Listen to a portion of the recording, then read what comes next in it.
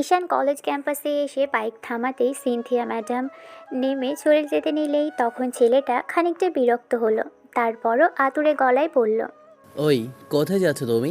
ঈশানের এরকম আদুরে কণ্ঠে কথা শুনে সিনথিয়া মেয়েটা ওর দিকে ফিরতেই ঈশান খেয়াল করলো ম্যাডামের মুখে একটা মিষ্টি হাসির রেখা। ছেলেটা আরও খানিকটা আদুরে কণ্ঠে বলতে লাগলো, প্রত্যেক দিন আমার পাওনা না দিয়েই এমন করে চলে যাওয়া হচ্ছে। আমি ওই মিষ্টিটা না খেলে ভালো থাকতে পারি না জান। আমরা এখন ক্যাম্পাসে আছি সোনা। এই মুহূর্তে এরকম কিছু করা সম্ভব না। ডিস্টার্ব করো না বেবি। আর সবসময় দুষ্টুমি করতে হয় না। তুমি না এখন আমার কলেজের স্টুডেন্ট, আর আমি তোমার ম্যাডাম। ম্যাডামের সাথে এরকম করে কথা বলতে নেই সোনা। আমি সেজন্য বাসা থেকে বলেছিলাম আমার পাওনাটা আমাকে দিয়ে দিতে, কিন্তু তখন দিলে না। এখন এসে বলছো ক্যাম্পাসে আসি।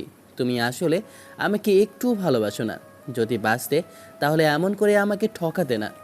কি বলো? আমি তোমাকে ঠকাই মানে? এরকম কথা তুমি আমায় বলতে পারলে সোনা? তাহলে কিভাবে বলবো? প্রত্যেক দিন বলেন কিন্তু দেন না।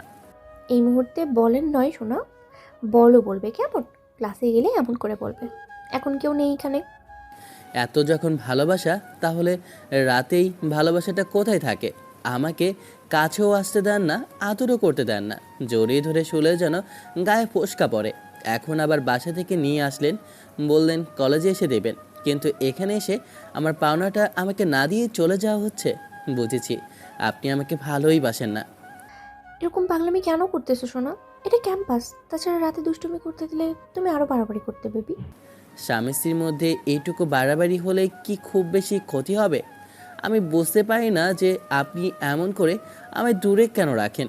যদি এতই সমস্যা হয় তাহলে বিয়ে করেছিলেন কেন? আমি কি বলেছিলাম বিয়ে করে নিতে? তুমি কিন্তু রাগের মাথায় আবার উল্টোপাল্টা বলছো শোনো। এরকম করে বলতে হয় না, তুমি বোঝো না কেন? তাহলে কি বলবো? বিয়ের পর থেকে এই অবধি আমাকে কতবার কাছে আসতে দিয়েছেন একটু বলবেন? আমি যতবার আপনাকে জড়িয়ে ধরেছি কিংবা আদর করতে গেছি, আপনি আমায় আদর করতে দিয়েছেন? স্বামী তার বউয়ের কাছে আসতেই পারে, আর এখানে না হয় আমরা আমাদের সম্পর্কটা আলাদা। আপনি আমার ম্যাডাম আর আমি আপনার স্টুডেন্ট, কিন্তু এর বাইরে তো আমরা স্বামী স্ত্রী। স্বামী স্ত্রী যখন থাকি তখন কাছে আসলে কি সমস্যা আপনার? আমি তো বুঝতে পারি না। বিয়ের পর কয়েকটা দিন যেতেই দেখছি আপনার আমার প্রতি অনীহা। কেন এরকম করছেন আমার সাথে? আমার কি খুব বেশি ভালো লাগছে এতে? ঈশান কথাগুলো বেশ অসহায় কণ্ঠে বলতেই এবার সিনথিয়া বেশ খানিকটা ধরা আর অসহায় কণ্ঠে বলল, তুমি যেমনটা ভাবছো তেমনটা নয় শোনা। তুমি তো আমায় ভালোবাসো শোনা। তুমি যদি আমাকে এমন করে বলো তাহলে আমার খারাপ লাগবে না বলো? আমি তো চাই সবাই আমাদের মেনে নিক, তারপর আমরা দুজনে মিলেমিশে। থাক, সেদিনের জন্য আমাকে আর লোভ দেখাতে হবে না। আমি সব কিছু ছেড়ে ছুড়ে দিয়ে আব্বু আম্মুর কথায় অবাধ্য হয়ে আপনাকে বিয়ে করেছি, যেন আপনার সাথে থাকতে পারি, যেন আমি আপনাকে হারিয়ে না ফেলি। আর আপনি আমাকে ভালোবাসার কথা বলে মিষ্টি মিষ্টি ভালোবাসার লোভ দেখিয়ে এখন কাছে আসার পর দূরে সরিয়ে দিতে চান। সত্যি করে বলেন তো, আপনি এই বিয়েতে খুশি কিনা? নাকি বিয়েটা করার পর মনে হচ্ছে একটা জুনিয়র ছেলেকে বিয়ে করাটা জীবনের সবচেয়ে বড় ভুল ছিল? সিনথিয়ার চোখে পানি টলমল করতে লাগলো ঈশানের এমন দ্বারা কথা শুনে। আপনারা হয়তো ভাবছেন এখানে কি হচ্ছে। আসলে সিনথিয়া কলেজের ম্যাডাম আর ঈশান ওর স্টুডেন্ট। ছেলেটা অনার্স থার্ড ইয়ারের স্টুডেন্ট। আর সেদিন থেকে সিনথিয়া কলেজে জয়েন হয়েছে, সেদিন প্রথম দেখে ঈশানের সিনথিয়াকে ভালো লেগে গিয়েছিল। তারপর যখন ক্লাসে আসলো বুঝতে পারলো যাকে ভালো লেগেছে সে একজন ম্যাডাম। কিন্তু মেয়েটাকে দেখে আর বয়স অনুযায়ী দুজন পাশাপাশি দাঁড়ালে মনে হয় না যে ঈশানের থেকে সিনথিয়া গুণে গুণে 3 থেকে 3.5 বছরের বড়। আর ওদের দুজনের মাঝে ম্যাডাম আর স্টুডেন্টের সম্পর্ক। বাইরে যে কেউ দেখলেই বলবে ওরা বয়ফ্রেন্ড গার্লফ্রেন্ড, আর না হলে স্বামী স্ত্রী। সিনথিয়াকে দেখার পর থেকেই ঈশান অনুভূতির দুনিয়ায় ভেসেছিল। তারপর যখন মেয়েটা ওর ক্লাসে আসলো আর ক্লাস নিতে শুরু করলো, তখন ঈশানের মনটাই ভেঙে গিয়েছিল। কারণ যে মেয়েটা প্রথম দেখাতেই ভালো লাগলো সেই মেয়ে কিনা ওরই কলেজের ম্যাডাম। সব কিছু ছেড়ে ছুড়ে দিতে চেয়েছিল, কিন্তু তারপরও ম্যাডামের প্রতি এক প্রকার একটা টান অনুভব করত। মেয়েটা থেকে দূরে থাকায় এক প্রকার দায়ী হয়ে পড়েছিল ঈশানের জন্য।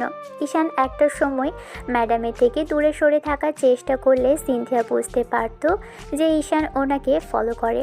তাছাড়া ঈশানকে দেখতেও বেশ কিউট টাইপের। ম্যাডাম ঈশানের সাথে কথা বললে তখন ঈশান ওনাকে এড়িয়ে যাওয়ার চেষ্টা করে। তারপর একদিন রাস্তাতে কিছু বখাটে ছেলে ম্যাডামকে ডিস্টার্ব করলে সেদিন ঈশান ওদের সাথে মারপিট করেছিল। তারপর ঈশান বলেছিল ওর গায়ে কেন হাত দিতে যাবে। ঈশান যখন পাগলের মতো ছেলেগুলোর সাথে মারপিট করছিল তখন সিনথিয়া ওকে জোর করে আটকেছিল। সিনথিয়া ওই মুহূর্তে ঈশানকে জিজ্ঞেস করেছিল কেন ওদেরকে এরকম করে মারছে। তখন ঈশান বলেছিল ওনার গায়ে কেন হাত দিবে। ম্যাডাম আবার কারণ জানতে চাইলে ও রাগের মাথায় বলে ফেলেছিল যে ও ওকে ভালোবাসে, কিন্তু কোথায় কি বলে ফেলেছিল সেটা ঈশান বুঝতে পারেনি। যখন হুঁশ ফিরল তখন ঈশান কথা ঘোরানোর চেষ্টা করলে ম্যাডাম কেমন করে যেন ওর দিকে তাকিয়েছিল। তারপর পুরো এক সপ্তাহ ঈশান ম্যাডামের সাথে কথা বলার চেষ্টা করলে ম্যাডাম ওকে এড়িয়ে যায়, যার জন্য ঈশানের প্রচণ্ড পরিমাণে খারাপ লেগেছিল। ঈশান ওনার কাছে মাফ চেয়েছিল হাত জোর করে, যেন এসব বিষয়ে কাউকে না জানায়। ঈশান সিনথিয়াকে ভালোবাসে সেটা ও জানার পর থেকেই ছেলেটার দিকে তাকাতো না পর্যন্ত। ভালোবাসার প্রতি এত অবহেলা দেখে ঈশান এক প্রকার কলেজে আসলেও সিনথিয়া ম্যাডামের ক্লাসগুলো করতো না। সিনথিয়া প্রথম কিছুদিন অবাক হলেও পরবর্তী 1 মাস যখন ক্লাসে আসেনি তখন ঈশানের বন্ধুদের থেকে ঈশানের সম্পর্কে জানার চেষ্টা করলে ওরা বলে ঈশান ওনার ক্লাস করে না। তারপর ম্যাডাম নিজে ঈশানের সাথে যোগাযোগ করার চেষ্টা করলে ছেলেটা রাগের বশে কলেজটাই ছেড়ে দেয়। ভাবে যার সাথে যা হওয়া সম্ভব না তাই সেসব নিয়ে আর ভাববে না, আর এই মেয়ে থেকে দূরে থাকাটাই শ্রেয়। কিন্তু সেটাই যেন সিনথিয়াকে ঈশানের প্রতি দুর্বল করে দিয়েছিল। সিনথিয়া বুঝতে পারত ঈশান সবসময় ওর আশেপাশে কেন থাকে আর সবসময় কেন ওকে ফলো করতো। তারপর ঈশানের এমন হঠাৎ সিনথিয়াকে এড়িয়ে যাওয়াটা ওর প্রতি সিনথিয়াকে এক প্রকার দুর্বল করে তোলে। সেখান থেকেই ভালোবাসার সৃষ্টি হলেও সিনথিয়া সেটা বুঝতে পারছিল না।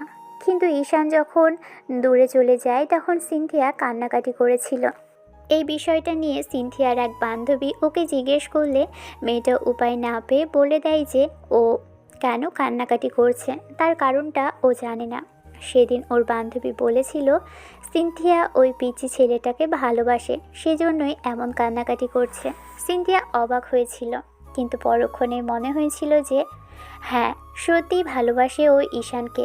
কিন্তু নিজের মনের সাথে পুরো 2টা মাস যুদ্ধ করে না পেরে শেষে ঈশানের সাথে দেখা করার জন্য সিনথিয়া সিদ্ধান্ত নেয়, কিন্তু কোনোভাবেই ছেলেটার সাথে দেখা করতে পারছিল না।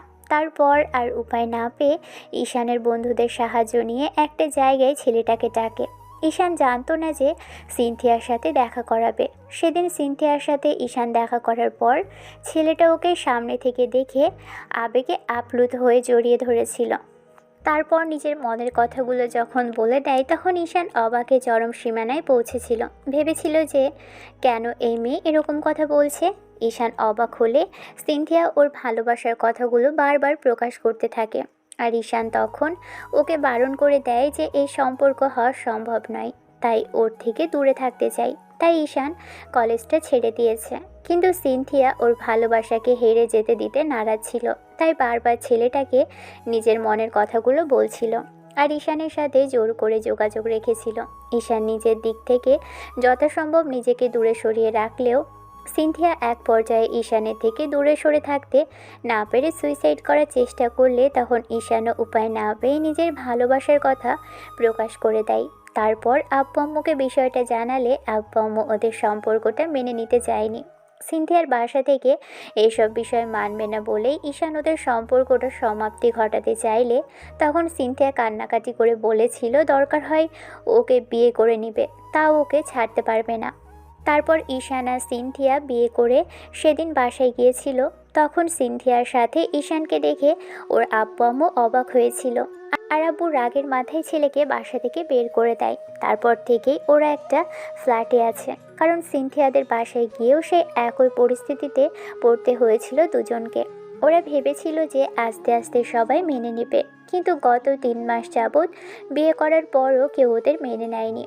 আর বিয়ের পর কয়েকটা দিন ঈশানের সাথে সিনথিয়ার অনেক বেশি ঘনিষ্ঠ হলেও কয়েকটা দিন যেতেই সিনথিয়া ঈশানকে দূরে সরিয়ে রেখেছে। ভেবেছে যদি সম্পর্কটা তাড়াতাড়ি ঠিক হয়ে যায় তাহলে ভবিষ্যতে ওরা দুজন আরও কাছাকাছি আসবে। কিন্তু তার আগে যদি দুজনে এত কাছাকাছি আসে আর তারপর হুটহাট করে সিনথিয়া প্রেগনেন্ট হয়ে পড়লে ঈশান দেখে রাখাটাই মুশকিল হয়ে পড়বে। একে তো সিনথিয়ার এই অবস্থাতে নিজে চলাচল করতে কষ্ট হবে, আর ছেলেটা তার উপর যে পরিমাণে বাচ্চা স্বভাবের, তাতেও ওকেই মানুষ করতে গেলে আরেকটা মানুষের দরকার পড়বে। তাই তার উপর সিনথিয়ার কলেজে যাওয়া আসাটা এক প্রকার বিপদ হয়ে পড়বে। তাই মেয়েটা ভেবেছে বাসার সবাই মেনে নিলেই ওরা একটা বেবি নিয়ে নিবে। তাই কষ্ট হলেও ঈশানকে দূরে রাখতে হয়। তারপরও ওকে জোর করেই দূরে সরিয়ে রাখে নানা ছুতোয়। ছেলেটাকে কাছে আসতে দেয় না, কিন্তু ঈশান চায় না নিজের বউয়ের থেকে দূরে সরে থাকতে। ঈশান ভাবে সিনথিয়া ওকে আর আগের মতো ভালোবাসে না, সেজন্যই সবসময় দূরে সরিয়ে রাখে। কিন্তু সিনথিয়া চায় সব কিছু ঠিকঠাক হলেই দুজনে মিলে একাকার হবে। ঈশান সেটা বুঝতে নারাজ। ও ভাবে সিনথিয়া ওকে ছেড়ে চলে যাবে, তাই খুব তাড়াতাড়ি একটা বেবি নিয়ে নিলে হয়তো মেয়েটা আর ওকে ছেড়ে যেতে পারবে না। গতকাল রাতেই ঈশান সিনথিয়াকে একটা কিস করার পর যখন ওর আরেকটু কাছে আসতে চাইছিল তখন মেয়েটা ওকে ইগনোর করে, যার জন্য ঈশান কষ্ট পেয়েছিল। রাতে তেমন কিছু না বললেও সকালবেলায় যখন কলেজে আসছিল তখন আবার মেয়েটাকে জড়িয়ে ধরে একটা কিস করতে গেলে সিনথিয়া ওকে আটকে দেয়। ভাবে এই মুহূর্তে এরকম কিছু হলে কলেজে যাওয়াটাই আটকে যাবে, তাই ঈশানকে তখন কাছে আসতে দেয়নি। কিন্তু ঈশান ভেবেছে সিনথিয়া ওকে ভালোবাসে না, তাই হয়তো আর ওকে কাছে আসতে দিতে চায় না। সিনথিয়া বলেছিল পরে ওকে কিস করতে দিবে, কিন্তু কলেজে আসার পর যে ঈশান এরকম বায়না করে বসবে আর এখানে এসব কথা বলবে সিনথিয়া ভাবতেও পারেনি। এবার ঈশান বাইকের চাবিটা পকেটে পুরে চলে যেতে গেলে তখন সিনথিয়া ওর একটা হাত ধরে ফেলে। তখন ছেলেটা হাতটা ছাড়িয়ে নিয়ে বলতে লাগলো, যার জন্য এত কিছু করলাম সেই এখন বলে আমি তাকে বুঝতে পারি না। এই জন্য হয়তো বা সবাই বলে ফ্যামিলির অমতে গিয়ে বিয়ে করলে সে বিয়েটা বেশি দিন টেকে না। আপনিও সেটার প্রমাণ করে দিচ্ছেন। এসব কথা কেন বলতেছো শোনো? আমার খারাপ লাগে, তুমি বুঝতে পারো না? এরকম করে বলে না বেবি। দেখো, আমি তো তোমায় বুঝিয়ে বলবো, আর কি জন্য তোমাকে কাছে আসতে দেই না তুমি তো সেটা জানো, তারপরেও। আমি ছোট বাচ্চা, তাই আমাকে বোঝান আর আমি বুঝে যাব। আপনার ভালোবাসায় আমি ভুলে গিয়েছিলাম যে আব্বু আম্মুকে ছেড়ে আসতে হয় না। আর আসার পর বুঝতে পারলাম যে ওদের অমতে বিয়ে করাটা অন্যায় ছিল। সেটার শাস্তি আপনি আমাকে একটু একটু করে দিয়েছেন। এরকম করতে থাকলে সম্পর্কটা কতদিন টিকিয়ে রাখতে পারবেন আপনি বলতে পারবেন আমায়? বেবি, তুমি আমায় এমন কথা বলতে পারলে? আমি তোমায় ছেড়ে চলে যাব? তুমি এই কথা ভাবতে পারলে? তোমায় ছেড়ে থাকতে পারবো না বলেই বাসায় সবার মতের বিরুদ্ধে গিয়ে কারো মতামত না নিয়ে বিয়েটা করেছিলাম, যেন কেউ তোমাকে আমার লাইফ থেকে সরিয়ে দিতে না পারে। তারপর যখন বারণ করলো, তোমার হাত ধরেই তো বেরিয়ে এসেছিলাম। আমি চেয়েছিলাম তুমি পড়াশোনাটা শেষ করো, একটা জব নিলে তারপর না হয় আমি জবটা ছেড়ে দেবো। কিন্তু তুমি কলেজে এসেও দুষ্টুমি করো, সেই জন্যই তোমাকে দূরে সরিয়ে রাখি। আর এসব জানাজানি হলে আমার অবস্থা কী হবে তুমি ভাবতে পারছো? আমি কিছু ভাবতে চাইছি না। যে নিজের স্বামীকে পরিচয় দিতে পারে না তার সম্পর্কে আমার কোনো কিছু ভাবার নেই। আর হ্যাঁ, এখন আপনার চলে যাওয়ার রাস্তা আছে। আপনি যদি চান তাহলে চলে যেতে পারেন, আমি কাউকে জোর করে আটকে রাখিনি। ঈশান সিনথিয়া থেকে হাতটা ছাড়িয়ে নিল। মেয়েটার চোখে পানি টলমল করছে, তারপরেও ক্যাম্পাসের মধ্যে চাইছে না কেউ ওদের দেখে ফেলুক। তাই ঈশান সেখান থেকে সরে গেল। পুরো 1 ঘন্টা ক্যাম্পাসে আড্ডা দিয়ে তারপর ক্লাসের ঘন্টা পড়তেই ঈশান ক্লাসে আসলো। পরবর্তী ক্লাসটা সিনথিয়ার। ও এখন অন্য ক্লাসে গেছে। মেয়েটা হিজাব করে আসে। ঈশান বলেছিল বোরখা পরে বেড়াতে, কারণ ওর বউকে কেউ দেখবে সেটা ছেলেটার মোটেও পছন্দ না। মেয়েটাকে যে বড্ড বেশি ভালোবাসে, তাই চোখে হারাই থাকতে পারে না এক মুহূর্ত। রাতে মেয়েটাকে জড়িয়ে ধরে না শুলে ঈশানের ঘুম হয় না। কিন্তু ইদানিং সিনথিয়ার ইগনোরটা বেড়ে গেছে, তাই ঈশান সেগুলো নিতে পারে না। আদর করতে দিবে না ভালো কথা, কিন্তু জড়িয়ে ধরে না ঘুমোলে যে ঘুম আসে না, মেয়েটা কি সেটা জানে না? পরবর্তী ক্লাসের জন্য সিনথিয়া এসে ঈশানদের ক্লাসের সামনে দাঁড়িয়ে রইল। অন্যদিকে ঈশান ভাবলো আজকে সিনথিয়ার ক্লাসটা করবে না, তাই রানিং ক্লাসটা শেষ হতেই বেরিয়ে গেল। মেয়েটা গত কয়েকদিন যাবৎ ইগনোর করছে। ওর একটু বোঝা উচিত যে ঈশানের ঠিক কেমন লাগে সিনথিয়া ইগনোর করলে। যাই হোক, স্যার ক্লাস থেকে বেরিয়ে যেতেই সিনথিয়া ক্লাসে ঢোকার আগে ঈশান বেরিয়ে গেল। তারপর সেই যে গেছে আর ক্লাসে ঢোকেনি। সিনথিয়া অবাক হলো যে ওর ক্লাসটা প্রায় শেষের পথে, কিন্তু ছেলেটা এ অবধি ক্লাসে আসলো না।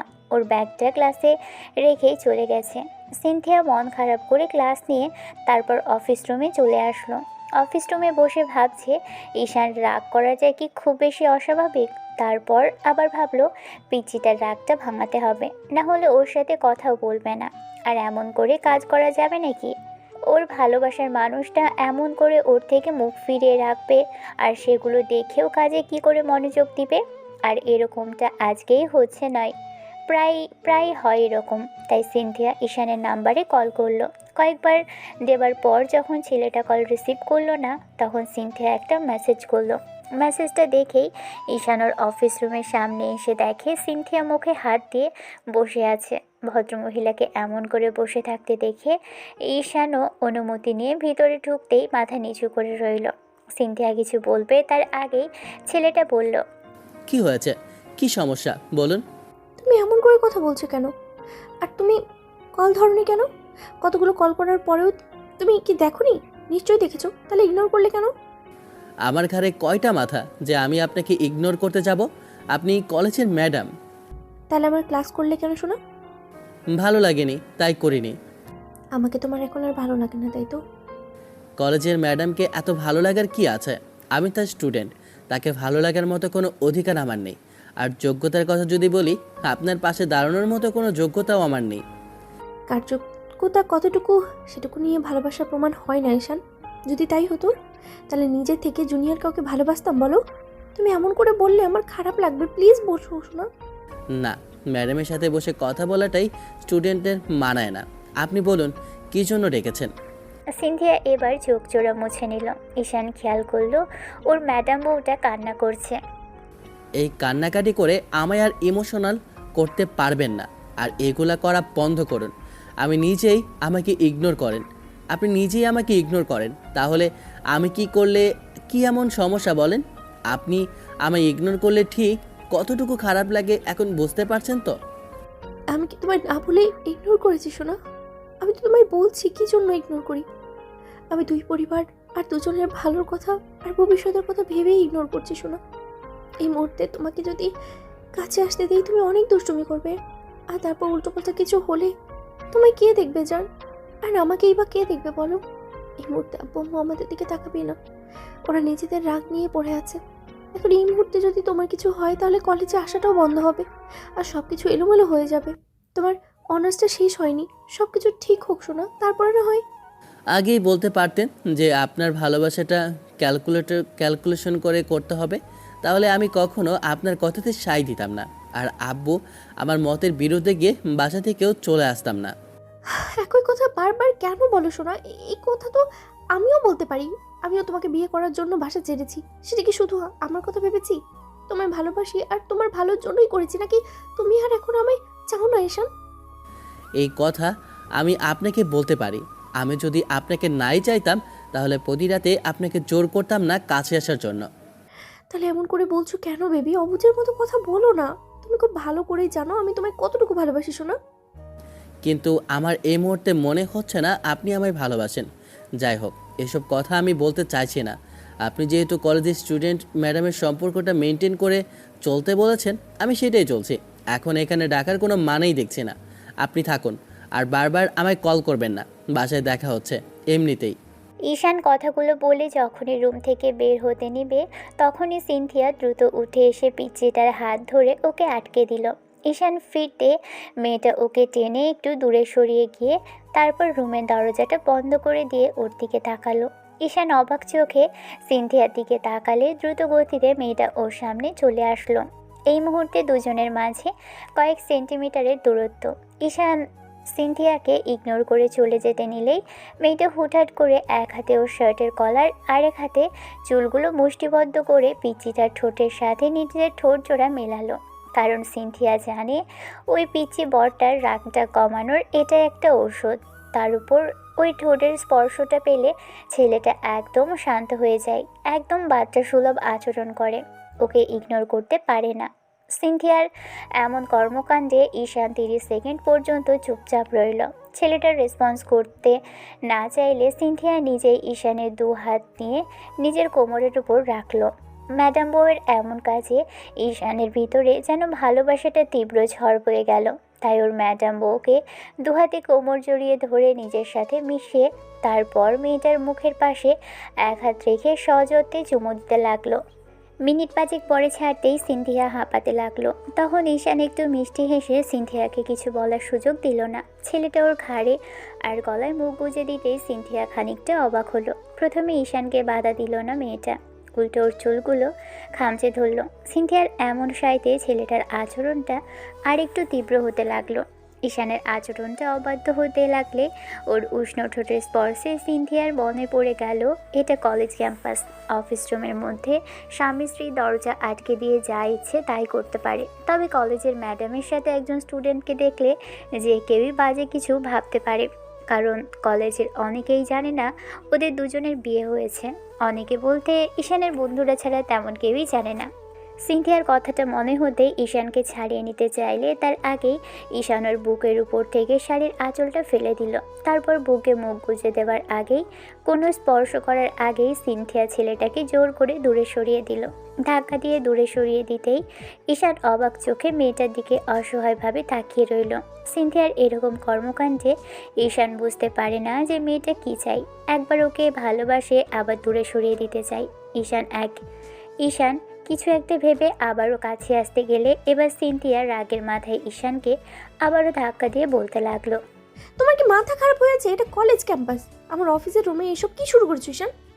ঈশান প্রথমে বিষয়টা এড়িয়ে যাওয়ার চেষ্টা করলে পরক্ষণেই যখন কি শুরু করলো এই কথাটা শুনলো, তখন ছেলেটা তাচ্ছিল্য করে বলল, শুরুটা কি আমি করলাম নাকি আপনি করলেন? জোর করে কাছে টেনে কে নিয়েছিল, আমি নাকি আপনি? তুমি রাগ করছিলে তাই ভেবেছিলাম কিস করলে তুমি রাগটা কমিয়ে দেবে আর আমাকে ইগনোর করবে না, তাই আমাকে খেলার পুতুল মনে হয় আপনার? যখন ইচ্ছা কাছে টেনে নেবেন, আবার যখন ইচ্ছা দূরে সরিয়ে দিবেন। সেটা আপনার মন মর্জি, আপনি ক্যালকুলেশন করে ভালোবাসবেন, কিন্তু ওরকম ভালোবাসাটা আমার চাই না। আপনার আজকের এই ব্যবহারটা আমাকে সারা জীবন মনে থাকবে। নিজের বউ যে তার স্বামীকে এরকম করে ইগনোর করতে পারে, সেটা আমি আজকে প্রথমবার জানতে পারলাম। কি সমস্যা আপনার আমাকে ভালোবাসতে? আমি জানি না। শোনো আমার কথা শোনো, রাগ করো না প্লিজ। তুমি বুঝতে চাইছো না আমি কাছে আসিনি, জোর করে আপনি টেনেছিলেন। তাহলে যখন স্বামী তার স্ত্রীর কাছে আসার সুযোগ পাবে, সে তো আরও একটু বেশি আদর করতে চাইবেই। তাহলে জোর করে কাছে টেনে নেওয়ার কী ছিল? আর আবার জোর করে দূরে সরিয়ে কেন দিলেন? ঈশান প্লিজ আমার কথা। ভুলেও আর আমাকে কল করবেন না। কলেজে থাকাকালীন বাসায় রোজ দেখা হচ্ছে, সেখানে যা বলার বলবেন, এখানে আর কিছু শুনতে চায় না। শোনো প্লিজ রাগ করো না। দেখো তুমি রাগ করলে কিন্তু আমার খারাপ লাগবে। আমি কাজে কিছুতেই মনোযোগ দিতে পারছি না। তুমি যদি আমি রাগ করার কেউই না, প্লিজ আমাকে এরকম করে বারবার ডাকবেন না। ঈশান বাসায় চলে গেল। সিনথিয়া সেদিন একা একাই বাসায় ফিরেছে। সারাটা দিন কোনো কাজে মনোযোগ দিতে পারেনি। যখনই ভেবেছে ওর পিচ্চি বরটা এমন করে ইগনোর করেছে আর সে রেগে আছে, বাসায় গিয়ে ঈশানের রাগ ভাঙাতে হবে। মেয়েটা বাসায় এসে দেখলো বাসার দরজা বন্ধ। নিজের কাছে থাকা চাবিটা দিয়ে খুলে ভিতরে প্রবেশ করতেই খেয়াল করলো ঈশান রুমের লাইটটা অফ করে দিয়ে সব কিছু বন্ধ করে দিয়ে ঘুমোচ্ছে। ছেলেটা এরকম রাগের মাথায় কলেজ থেকে চলে আসলো। সিনথিয়া রুমের লাইটটা অন করে দিয়ে জানালা খুলে দিল। ব্যালকনির দরজাটা খুলে দিয়ে ওর পাশে বসলো। তারপর ছেলেটার মাথায় হাত বুলিয়ে দিয়ে ওর মুখের দিকে তাকিয়ে থেকে কপালে একটা চুমু খেয়ে বলল, ঘুমিয়ে থাকলে কত শান্ত, আর জেগে থাকলে সব সময় খালি রাগ দেখাও। একটুও বুঝতে চাও না আমাকে? শোনো, আমি তোকে কত ভালোবাসি, তুমি কেন বোঝো না বেবি? ভালোবাসি বলেই তোমাকে ইগনোর করি, আর ভালো না বাসলে অনেক বেশি দূরে সরিয়ে দিতাম। সিনথিয়া ফ্রেশ হয়ে আসলো। তারপর কিছুক্ষণ ইচ্ছে হলো ঈশানের বুকে মাথা রাখার জন্য। ছেলেটাকে আর ধরে রাখলো না। ভাবলো ছেলেটার ঘুম ভাঙলে হয়তো ওকে কাছে পেলে রাগ করে থাকতে পারবে না। যেই ভাবা সেই কাজ। মেয়েটার শাড়িটা বদলে একটা সোলার পরে নিয়ে ঈশানের পাশে শুয়ে তারপর ছেলেটার বুকের মধ্যে লুকিয়ে ওকে জড়িয়ে ধরে রাখলো। ঘণ্টাখানেক পর ঈশানের যখন ঘুম ভাঙলো, তখন বুকের মধ্যে সিনথিয়াকে দেখে খানিকটা অবাক হলেও তারপর যখন কলেজে ওর করা ব্যবহারগুলোর কথা মনে পড়ল। তখন মেয়েটাকে ছাড়িয়ে নিয়ে উঠে গেল। সিনথিয়ার ঘুম ভেঙে গেল। ও বুঝতে পারল যে ঈশান ওকে আবারও ইগনোর করলো। সিনথিয়া কিছুক্ষণ বসে রইল। ঈশান বাইকের চাবিটা নিয়ে বাসা থেকে বেরিয়ে গেল। সিনথিয়া ভাবলো হয়তো কোনো কাজের জন্য গেল। ঈশানের জন্য আর টেনশন করবে না ভেবেও টেনশন হতে লাগলো। ছেলেরা কেন ইগনোর করতেছে ওকে, কেনই বা ওকে বুঝতে চাচ্ছে না। ঈশানকে কল করলেও রিসিভ করলো না। সিনথিয়া রান্না বসিয়ে দিল। বিকেল হয়ে গেছে, রাতে রান্নাটাকে করতে হবে। পিচিটাকে নিয়ে ভাবতে ভাবতে রান্না করতে লাগলো। এরই মাঝখানে ঈশান বাসায় আসতেই খেয়াল করলো সিনথিয়া আনমনে রান্নাঘরে কিছু একটা কাটাকাটি করছে। ঈশান এসে দূর থেকে দাঁড়িয়ে থেকে বিষয়টা দেখে তারপর চলে যেতে নিলেই তার মাঝে সিনথিয়া ব্যথায় উঠল। ঈশান বুঝতে পারল সিনথিয়ার আঙুল কেটেছে। তাড়াহুড়ো করে কাছে আসতেই দেখলো অনেকটাই কেটে গেছে।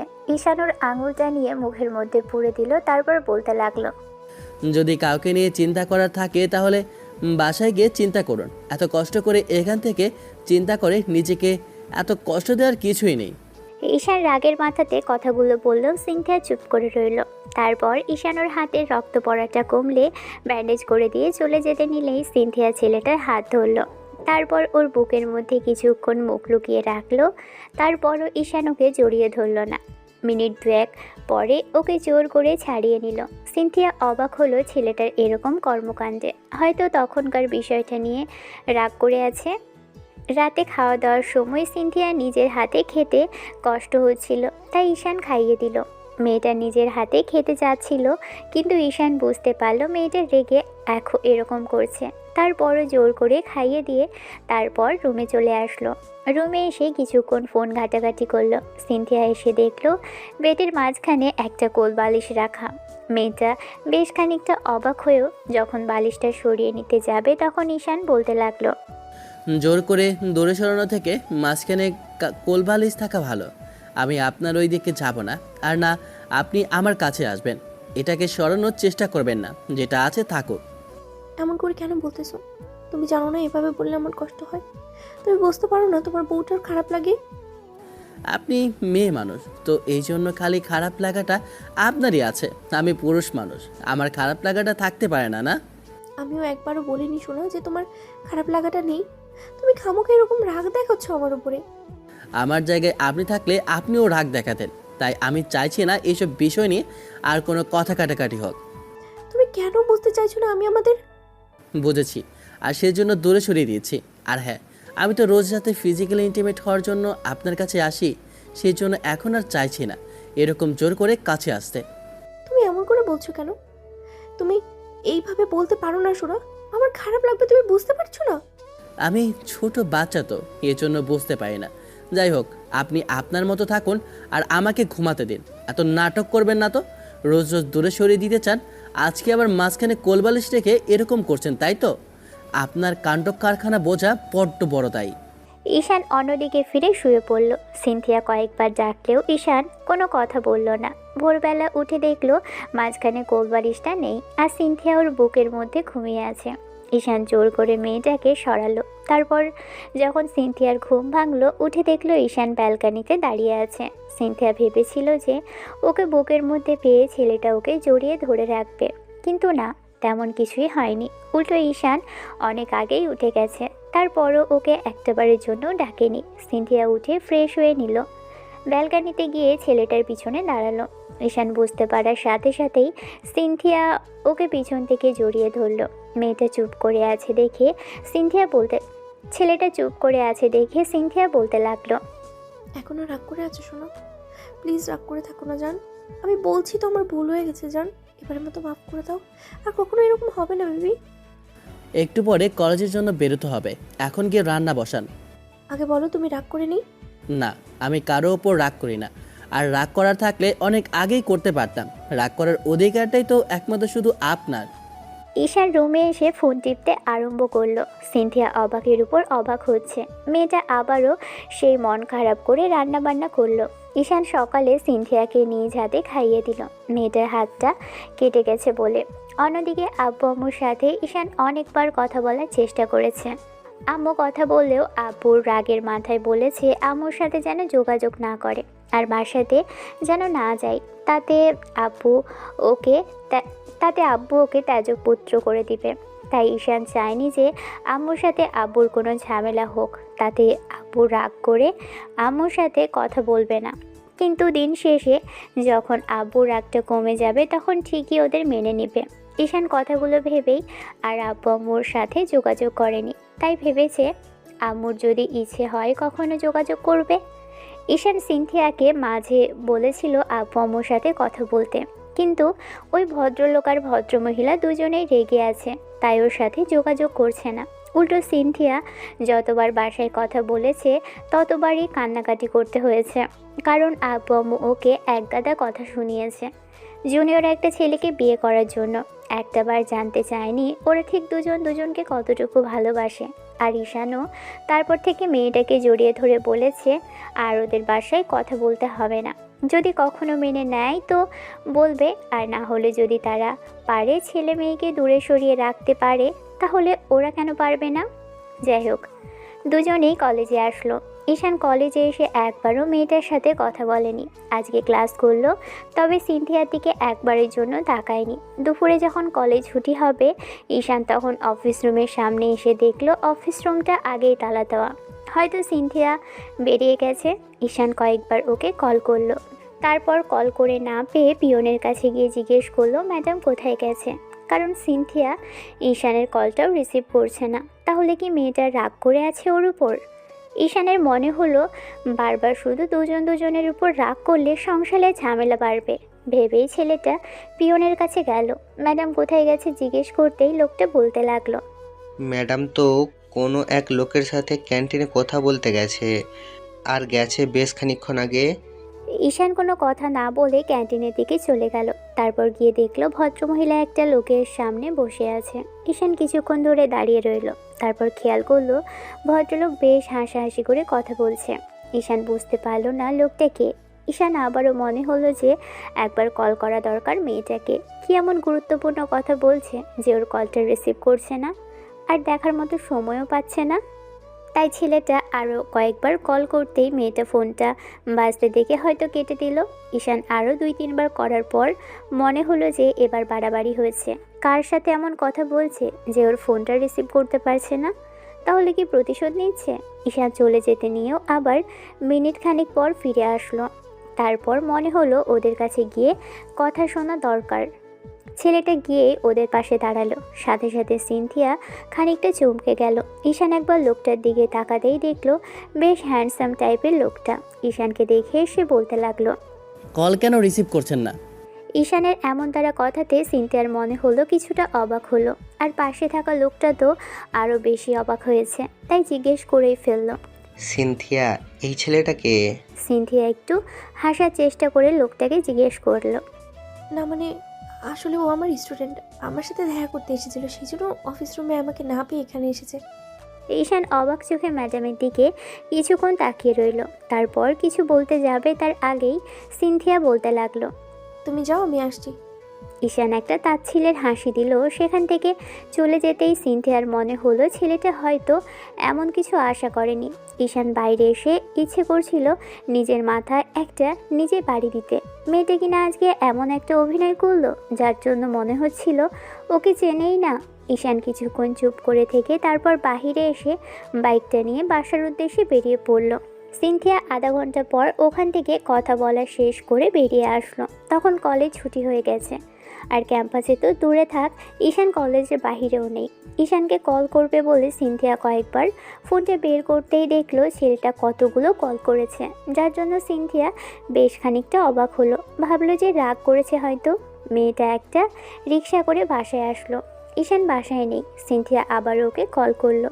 ঈশান বারবার কলগুলো কেটে দিল। ছেলেটা বাসায় ফিরল একদম সন্ধ্যার মুখে। সিনথিয়া ওর সাথে কথা বলার জন্য সামনে আসলে ঈশান পাশ কাটিয়ে চলে গেল।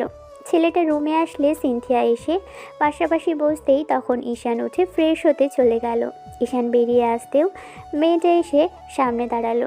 ঈশান আবার ওর পাশ কাটিয়ে যেতে নিলেই সিনথিয়া ওর হাত ধরলো আর বলতে লাগলো, এরকম করে ইগনোর কেন করছো আমাকে? ঈশান আমরা স্বামী স্ত্রী। কিন্তু আমার মনে হচ্ছে না আমরা দুজন স্বামী স্ত্রী। যদি তাই হতাম তাহলে অন্তত আপনার লজ্জা লাগতো না সবার সামনে আমাকে পরিচয় দিতে। আর হ্যাঁ, আপনি যেমন করে বলছেন আমারও তাই মনে হয়। আমি এখনও কলেজ স্টুডেন্ট আর আপনি ম্যাডাম, তাই আমি মনে করছি না যে আপনার সাথে আমার এর থেকে বেশি কোনো কথা হতে পারে।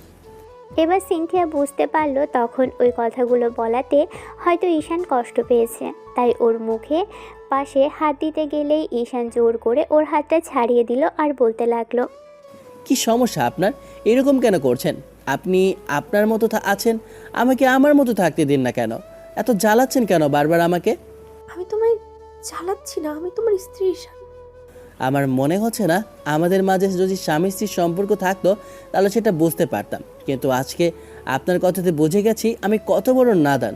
না হলে সবার সামনে আপনি অন্তত আমাকে পরিচয় করে দিতে পারতেন। আপনি এখনও পরিচয় দিতে পারেনি না, তার মানে আপনার আপনার আমার সাথে থাকার মতো ইচ্ছাই নেই। আপনি চাইলে চলে যেতে পারেন, এত জোর করে এত লুকিয়ে চুরে সম্পর্ক রাখতে হবে না। ঈশানের এমন দ্বারা কথাতে সিনথিয়া কান্না করে ফেললো, তারপর ফুপিয়ে ফুপিয়ে বলতে লাগলো, তুমি এমন করে বলতে পারলে?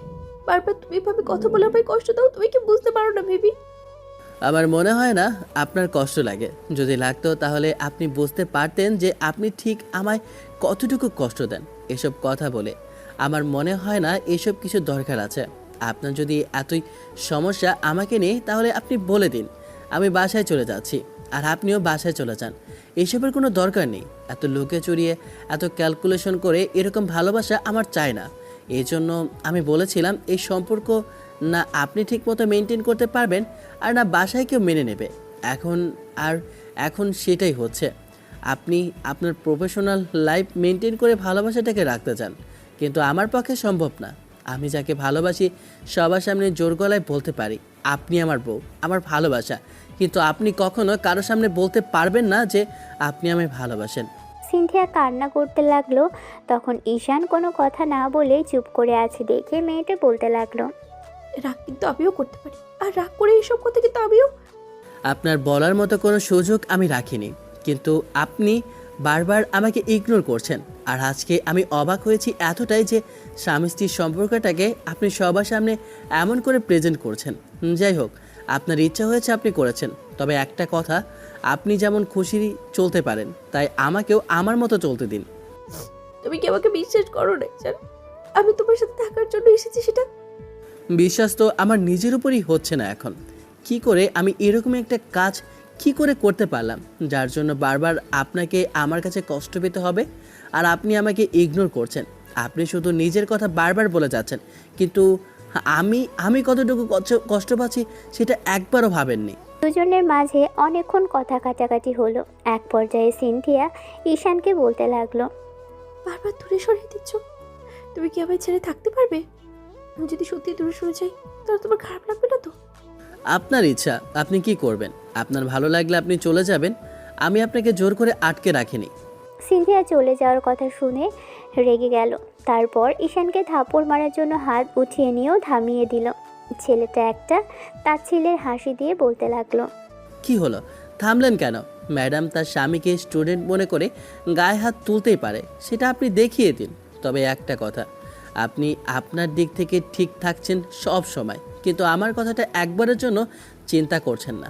তখন আপনি এই কথা বলাতে আমার ঠিক কতটুকু কষ্ট লেগেছে আপনি আমার জায়গায় থাকলে বুঝতেন না। আমি আপনাকে আর কিছু বোঝাতে না কাছে টেনে নেব। ঈশান কথাগুলো বলেই বেডে গিয়ে বসে রইল। সিনথিয়া অনেকক্ষণ যাবৎ কান্নাকাটি করে তারপর ডাইনিংয়ে চলে গেল। ঈশান পরদিন সকালে উঠে বেশ খানিকটা অবাক হলো, কারণ সিনথিয়াকে আশেপাশে কোথাও দেখতে পেল না। মেয়েটাকে না দেখে বেশ খানিকটা ভয় পেয়ে গেল। কোথায় গেল মেয়েটা? রাগের মাথায় কোথাও আবার চলে গেল না তো? আশেপাশে খুঁজে যখন পেল না তখন কল করতে লাগলো। কল করেও পেল না, ফোনটা বন্ধ দেখাচ্ছে। তাহলে কি মেয়েটা রাগের মাথায় বাসা ছেড়ে চলে গেল? ঈশান এবার রুমে আসলো। তারপর বেডে বসে খেয়াল করলো বেড সাইড টি টেবিলের উপর একটা চিঠি মতো লেখা। চিঠিটা হাতে নিয়ে এবার পড়তে লাগলো ঈশান। যেদিন থেকে আমায় বিশ্বাস করতে আরম্ভ করবে সেদিন আবার আমি ফিরে আসবো। তুমি আমায় একটুও বিশ্বাস করো না ঈশান। আমি আমাদের ভালো কথা ভেবেই তোমাকে দূরে সরিয়ে দিয়েছি। এই মুহূর্তে বেবি চলে আসলে আমাদেরই সমস্যা বাড়তে হবে।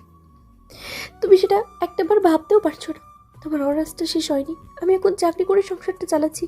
এর মানে এটা না যে তুমি বেকার বলে আমি এই কথাগুলো বললাম। তবে একটা কথা তুমি বুঝতে পারছো না, কলেজে না গেলেই তোমার পড়াশোনাটা বন্ধ হবে। আমার চাকরিটা বন্ধ হোক সেটা বড় কথা না, কিন্তু তোমার অনার্সটা শেষ করতে পারবে না। তুমি নিজে একটা বাচ্চা ঈশান, তোমাকেই আমার দেখে রাখতে হয়। সেখানে বাচ্চা থাকলে আমি তোমাকে সামলাবো না? তোমাকে তোমাকে সামলাবো কি করে বলো? সেই জন্যই আমি ভেবেছিলাম সব কিছু ঠিকঠাক হয়ে গেলে তারপরে খুব শীঘ্রই একটা বেবি নিয়ে নেব। কিন্তু তুমি আমার কথাটা একটুও বোঝার চেষ্টা করো না। তাই আমি বাইরে কারোর সামনে তোমাকে পরিচয় দিই না। আর কলেজের একজন স্যারের সামনে আমি কি করে বলবো যে তুমি আমার হাজব্যান্ড? এই কথাগুলো তুমি কি নিজে বলেছিলে যেন আমি আমি কলেজের কারোর সামনে না বলি? রাগের মাথায় অনেক কথা তুমিও বললে আর আমিও বলেছিলাম, কিন্তু তুমি আমাকে একটাবার বোঝার চেষ্টা করলে না। হ্যাঁ, আমি আমি ক্যালকুলেশন করে ভালোবাসি যেন সমস্যায় না পড়তে হয়, যেন কেউ বুঝতে না পারে, সেই জন্যই হয়তো লুকিয়েছি। কিন্তু তোমার আমার ভালোর জন্যই করেছি। দিন শেষে যখন সবাইকে জানানোর সময় হবে আমি ঠিকই জানিয়ে দিতাম ঈশান। কিন্তু তুমি এই সাধারণ বিষয়টা বুঝতে পারলে না, বুঝতে চাইলে না। সব সময় খালি আমার উপরে সন্দেহই করে গেলে। আমার যদি তোমাকে এড়িয়ে যাওয়াটাই থাকতো, তোমাকে ভালোবাসা না হতো, তাহলে আমি তোমাকে অনেক আগেই এড়িয়ে যেতে পারতাম। ভালো যদি নাই বাসবো তাহলে তোমার সাথে পালিয়ে আসতাম না। আর তুমি বারবার বলো না যে তোমার সাথে এসে আমি ভুল করেছি, সেটা কখনো না ঈশান। ঈশান রাগের মাথায় মেয়েটাকে কষ্ট দিল, তার জন্য এখন বেশি কষ্ট পেল। সারাদিন মেয়েটাকে এদিকে ওদিকে ওর রিলেটিভ সবার কাছে খুঁজলো, কিন্তু কোথাও পেল না। শেষে কি করবে, মেয়েটাকে কোথায় পাবে সেটা ভেবে না পেয়ে বাসায় চলে আসলো। বন্ধুদেরকে জানানোর বিষয়টা ওরাও অনেক জায়গায় ট্রাই করলো, কিন্তু কোথাও পেল না। ম্যাডামের বাসার আশেপাশেও ওর ফ্রেন্ডদের পাঠালো, কিন্তু কোথাও মেয়েটাকে দেখা গেল না। শেষে 2 দিন পরে ঈশান বেশ হতাশ হলো আর নিজেও বাসায় এসে সেদিন অনেক কান্নাকাটি করলো। সিনথিয়াকে এরকম কথা বলে এখন নিজেরই খারাপ লাগছে। কোথায় গেল মেয়েটা ওকে ছেড়ে?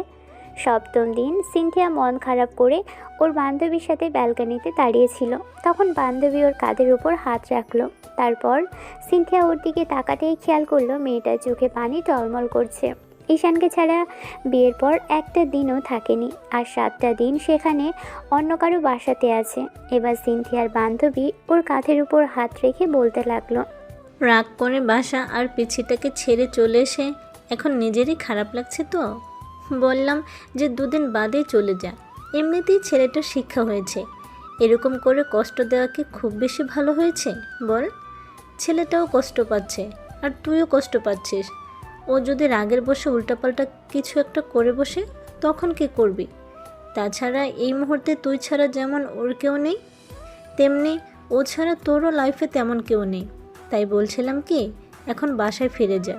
সিনথিয়া কান্না করে ফেললো। বান্ধবীকে জড়িয়ে ধরে বলতে লাগলো, রাগের মাথায় চলে এসে এখন বুঝতে পারছি ওকে ছাড়া থাকা আমার পক্ষে সম্ভবই না রে। ও হতে পারে আমার থেকে বয়সের ছোট, কিন্তু আমি ওকে নিজের থেকেও বেশি ভালোবেসে ফেলেছি। ওই জন্যই বলছি এখন ফিরে যাও সোনা। তোমার বাবুটা এখন রাগ করে আছে, হয়তো কষ্ট পাচ্ছে তোমাকে না পেয়ে। বাসায় গিয়ে পিচ্ছিটাকে ইচ্ছে মতো আদর করে দাও, দেখো সব ঠিক হয়ে যাবে। স্বামী স্ত্রীর মাঝে মান অভিমান হতেই পারে, তাই বলে এরকম বাসা ছেড়ে চলে আসলে কি সেটা সমাধান বল? সিনথিয়া অনেকক্ষণ কান্নাকাটি করলো। ভাবলো পরের দিন বাসায় চলে যাবে। মেয়েটা পরদিন বাসায় আসলো ঠিকই, কিন্তু বাসায় এসে খানিকটা অবাক হলো। ঈশানকে সেদিন আর বাসায় কোথাও পেল না। তারপর অনেকক্ষণ ছেলেটাকে কল করলো। সিনথিয়া খুশি মনে এসে বসে আছে। অন্যদিকে ঈশানের কোথায় গেছে, কি করছে কিছুই জানে না মেয়েটা। অনেকবার কল করে যখন ঈশানকে পেল না, তখন ঈশানের বন্ধুদের কল করতে লাগলো। তারপর ঈশানের বেস্ট ফ্রেন্ডকে কল করে জানতে পারলো, ভাবি, আপনি জানেন না ঈশান তো আর 2 দিন বাদে যখন আপনাকে না পেয়ে একদম পাগলের মতো হয়ে গেছিল, তখন কান্নাকাটি পর্যন্ত করেছে ছেলেটা। অনেক খুঁজেছিল আপনাকে। কোথায় গিয়েছিলেন আপনি? আপনার জন্য এক প্রকার পাগলই হয়ে গেছিল প্রায়। ভাইয়া কোথায় গেছে ঈশান এখন বলতে পারো? আমি ওকে বাসায় এসে কোথাও পাচ্ছি না। প্লিজ ভাইয়া বলো না, কোথায় গেছে তোমার ফ্রেন্ড? যেটা আমার উপরে রাগ করেছে নিশ্চয়ই, তাই না? কেন ভাবি, আপনি জানেন না? আমি তো ভাবলাম আপনি সবটা জানেন। আপনাকে আমি কয়েকবার কল করেছি, নাম্বারটা বন্ধ দেখিয়ে বলতে পারিনি। কি জানবো ভাইয়া? আপনি যাওয়ার 2 দিন বাদেই ঈশান সেদিন বাসায় ফিরছিল, তখন রাস্তায় একটা অ্যাক্সিডেন্ট হলো। সিনথিয়ার মাথাটা মুহূর্তের মধ্যেই চক্কর দিয়ে উঠল। ঈশান অ্যাক্সিডেন্ট করেছে, ও সেটা জানেও না। গত 5 দিন আগে থেকেই ছেলেটার অ্যাক্সিডেন্ট হয়েছে, আরও রাগ করে বাইরে গিয়ে বসে আছে। সিনথিয়া বেশ খানিকটা ভয় পেয়ে গেল আর কাঁপা কাঁপা কণ্ঠে বলতে লাগলো, কি কি বলছেন ভাই? এরকম এরকম কি করে হলো? আর ও এখন কোথায়? আর কেমন আছে ও? ঠিক আছে তো? টেনশন করবেন না ভাবি, তেমন বড় কোনো অ্যাক্সিডেন্ট হয়নি। ওই পেছন থেকে একটা বাইক এসে মেরে দিয়েছিল, ধাক্কা লেগে তারপর পাশে থাকা একটা ল্যাম্প পোস্টের সাথে লেগে মাথাটা কেটে গেছে খানিকটা। আমরা গিয়ে ওখান থেকে ওকে নিয়ে আসি, তারপর বাসায় আনার পর আপনাকে অনেকবার কল করেছিলাম, কিন্তু আপনাকে কোথাও পেলাম না। শেষে উপায় না পেয়ে আঙ্কেল আন্টিকে কল করতেই ওরা এসে ঈশানকে বাসায় নিয়ে গেছে। আর এখানে একাই বা কী করে থাকতো বলেন? আপনাকে জানানোর মতো কোনো সুযোগ ছিল না, তাই জানাতে পারিনি। সিনথিয়া বেশ কিছুক্ষণ কান্নাকাটি করলো, তারপর কলটা কেটে দিয়ে ঈশানের বাসার উদ্দেশ্যে বেরিয়ে গেল। দুপুরে বাসায় এসে কলিং বেল দিতেই ঈশানের আম্মু এসে দরজা খুলে দিল। তারপর ওকে দেখে খানিকটা অবাক হলেও বলল, তুমি এখানে যে মামনি? সিনথিয়া আম্মুর পায়ের কাছে বসে পড়ল, তারপর পা দুটো ধরে বলতে লাগলো, আমি রাগ করে চলে গিয়েছিলাম। আম্মু রাগ করে গিয়ে ওকে কষ্ট দিয়ে ফেলেছি। তুমি আমার মাফ করে দাও। আমি বুঝতে পারিনি আমার জন্য পিছনে এরকম কিছু করে বসবে। প্লিজ আমার উপরে রাগ করে থেকো না। তোমরা আমায় একটাবার ফিরিয়ে নাও। আমি কথা দিয়েছি আর কোথাও যাবো না তোমার ছেলেকে ছেড়ে। রাগ করে এরকম কিছু হলো, আমাকে এবারের মতো মাফ করে দাও আম্মু। তোমরা যদি মুখ ফিরিয়ে নাও আমি কোথায় যাবো বলো? তোমরা ছাড়া আমার এখন আর কেউ নেই। আব্বু আম্মু রাগ করে আমার সাথে কথা বলে না। এখন তুমিও যদি মতো রাগ করে থাকো তাহলে আমি কোথায় যাবো বলো? আম্মু সিনথিয়াকে ওঠালো, তারপর চোখের পানি মুছে দিয়ে বলতে লাগলো, আমরা রাগ করিনি মামনি, ভালোবেসে বিয়ে করেছো তোমরা, কিন্তু তোমাদের আব্বু কিছুটা রাগ করেছিল, তাই আমি তোমাদের সাথে যোগাযোগ করতে পারিনি। সেদিন তোমাদের আব্বু ছেলের এরকম অবস্থা দেখে নিজেই আফসোস করলো আর বলল যে কাছে থাকলে হয়তো এরকম কিছু হতো না। সব আমার জন্যই হয়েছে। আমি সব কিছুর জন্য দায়ী। তুমি আমায় মাফ করে দাও। দেখো এরপর থেকে আর কখনো এরকম কিচ্ছু করবো না। আর কোথাও যাবো না তোমার ছেলেকে ছেড়ে। আমি চাকরিটাও ছেড়ে দেবো আম্মু। এখন কান্নাকাটি না করে যাও, গিয়ে দেখো ঈশান রুমে শুয়ে আছে, ওর রাগ ভাঙাও। ছেলেটা বাসায় এসেছে, রিপিট, ছেলেটা বাসায় আসার পর থেকে মন খারাপ করে বসে আছে, কারোর সাথে তেমন করে কথা বলে না। আমার সাথে সেদিন কতক্ষণ কান্নাকাটি করে বলল যে সব ওর জন্য হয়েছে, ও এরকম করে বাসা ছেড়ে চলে না গেলেই এরকম কিছুই হতো না। সিনথিয়া আম্মুকে জড়িয়ে ধরে অনেকক্ষণ কান্নাকাটি করলো। আম্মু মেয়েটার মাথায় হাত বুলিয়ে দিল। আম্মুরাও সিনথিয়াকে অনেক বেশি পছন্দ, কিন্তু আব্বুর জন্য বলতে পারেনি। এরকম একটা মেয়েকেই উনি ছেলের বউ করতে চেয়েছিলেন, কখনো বলা হয়ে ওঠেনি। আম্মু সিনথিয়াকে ঈশানের রুমে পাঠালো। মেয়েটার রুমে এসে দেখলো পিচ্চিটা ঘুমিয়ে আছে। সিনথিয়া বেশ কিছুক্ষণ ঈশানের পায়ের কাছে বসে কান্নাকাটি করলো, তারপর ভাবলো ছেলেটাকে একটু চমকে দিবে। সিনথিয়া ফ্রেশ হয়ে আসলো। মেয়েটা ব্যাগপত্র নিয়ে এখানে চলে এসেছে, ভেবেছে রাগ কমলেও শ্বশুরের পায়ে ধরে হলেও বাসা থেকে যাবে। আর এই বাসা ছেড়ে যাবেই বা কোথায়? ঈশান যদি ওর দিক থেকে মুখ ফিরিয়ে নেয় তাহলে থাকবেই বা কী করে? সিনথিয়া ঈশানের পাশে শুয়ে পড়ল, তারপর ওর বুকে মুখ গুজে দিয়ে ঘুমিয়ে পড়ল। বিকেলের দিকে ঈশানের ঘুম ভাঙলে বুঝতে পারলো বুকের মধ্যে কেউ একজন মুখ গুজে দিয়ে ওকে জড়িয়ে ধরে রেখেছে। কারো গরম নিঃশ্বাস বুকে বারবার আছড়ে পড়ছে। তখন ঈশান খানিকটা হকচকিয়ে গেল। পরক্ষণে এই চেনা শরীরের ঘ্রাণ পেয়ে বুঝতে পারল যে সিনথিয়া এসেছে, কিন্তু মেয়েটা ওর খোঁজ পেল কী করে? ঈশান এবার আর খানিকটা নড়ে চড়ে উঠতেই সিনথিয়ার ঘুম ভেঙে গেল। তাড়াহুড়ো করে উঠে বসে এবার ঈশানের মুখের দুপাশে হাত রেখে বলতে লাগলো, কিছু শোনো, খারাপ লাগছে? কোথায় কষ্ট হচ্ছে বলো আমায়? ঈশান মাথা নেড়ে না সূচক উত্তর দিল। তারপর পরক্ষণে মনে হতে লাগলো সিনথিয়ার উপর ও রাগ করে আছে। ছেলেটা তৎক্ষণাৎ ওকে ছেড়ে দিয়ে উঠে গেল, তারপর ফ্রেশ হতে চলে গেল। সিনথিয়া খানিকটা অবাক হলেও ঈশান ওকে তেমন কিছু জিজ্ঞেস করলো না। ঈশান খানিকক্ষণ পর ফিরে আসলে মেয়েটাও গিয়ে ফ্রেশ হলো। তারপর পিচিটার সাথে কথা বলার চেষ্টা করলেই ঈশান কোনো কথা বলল না, তবে চুপ করে রইল। ঈশানের এরকম কর্মকাণ্ডে সিনথিয়া বুঝতে পারল ছেলেটা রেগে আছে। ঈশান ব্যালকানিতে গিয়ে দাঁড়াতেই সিনথিয়া এসে ওকে পিছন থেকে জড়িয়ে ধরল, তারপর বলতে আরম্ভ করলো। আমার বাবুটা রাগ করে আছে, তাই না? আমি জানি কতটা রাগ করে আছে আমার বেবিটা। বিশ্বাস করো, এরকম কিছু হবে জানলে আমি কখনোই যেতাম না। আমি ভেবেছিলাম রাগ করে দুজনে মুখ ঘুরিয়ে রাখার থেকে কিছুটা দূরত্ব বাড়িয়ে দিয়ে তারপর ভালোবাসাটা প্রকাশ করা ভালো, কিন্তু এরকম কিছু হবে জানলে কখনোই তোমাকে ছেড়ে যেতাম না। কলিজা, প্লিজ আমায় মাফ করে দাও। জানতে শোনো, আর কখনো এরকম ছেড়ে যাব না। তোমাকে ছেড়ে গিয়ে এখন নিজেই কষ্ট পাচ্ছি, দেখো। ঈশান কি রাগ করবে সিনথিয়ার উপর? তার আগে মেয়েটা হাজারবার মাফ চাইলো আর কান্নাকাটি করে অনেকক্ষণ যাবৎ কথা বলার চেষ্টা করলো। ঈশান কথা না বললে শেষে সিনথিয়া উপায় না পেয়ে সেখানে পায়ে জড়িয়ে ধরতে গেলে ঈশান ওকে জোর করে উঠিয়ে বুকের সাথে জড়িয়ে ধরলো। মেয়েটার উপর কি রাগ করে থাকবে? ওর জন্যই এত কিছু হলো, আর এখন যদি আবারও রাগ করে তাহলে মেয়েটা আরও কষ্ট পাবে।